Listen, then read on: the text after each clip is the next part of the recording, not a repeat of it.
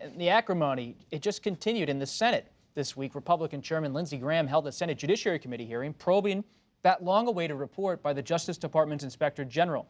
As Karin reported with her colleagues at the Post, IG Michael Horowitz said that the FBI was justified in opening its 2016 investigation into the Trump campaign, but he told sharply divided lawmakers that he could not vindicate the Bureau's former leaders because of other major errors. Here is part of his testimony. Former FBI Director James Comey said this week that your report vindicates him. Is that a fair assessment of your report?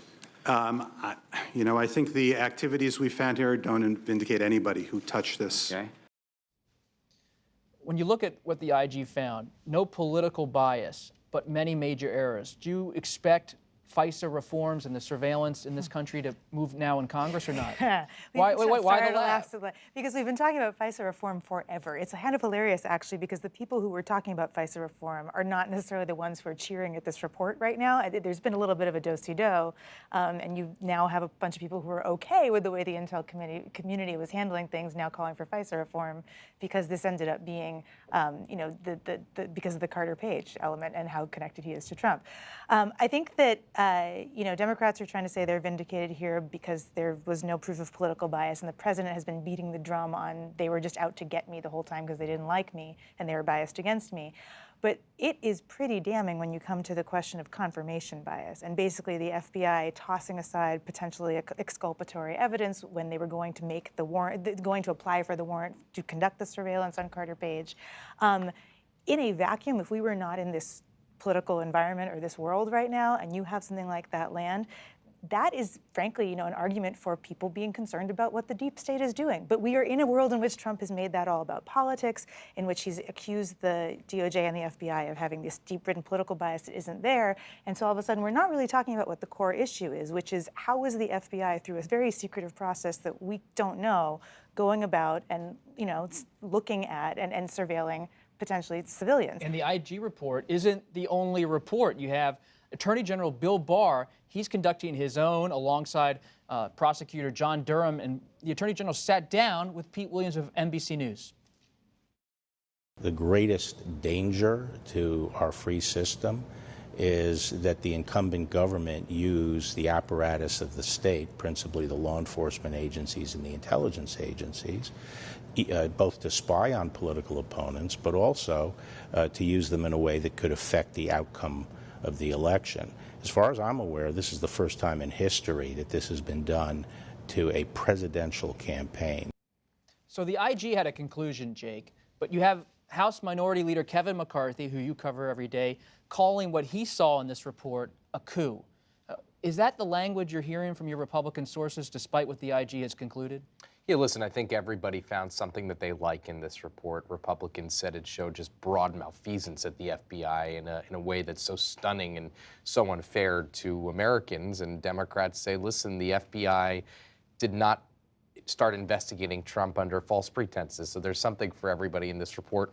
Lindsey Graham had Horowitz up there after, real pressure from the Trump-aligned right to do more to kind of conduct these investigations. And the Durham report, which we assume will be coming out at some point in this torrent of news over the next couple months, is really being eagerly awaited by people who are close to the president on Capitol Hill, people like Mark Meadows and Jim Jordan, who believe that this man, John Durham of Connecticut, is the person who is going to finally put people in handcuffs. According, that's what a lot of Trump-aligned Republicans say, that this is the person who's going to charge people. So that's what some Republicans want. But the bigger picture here, the bigger question is, where is the truth? There's the Durham report, the IG report.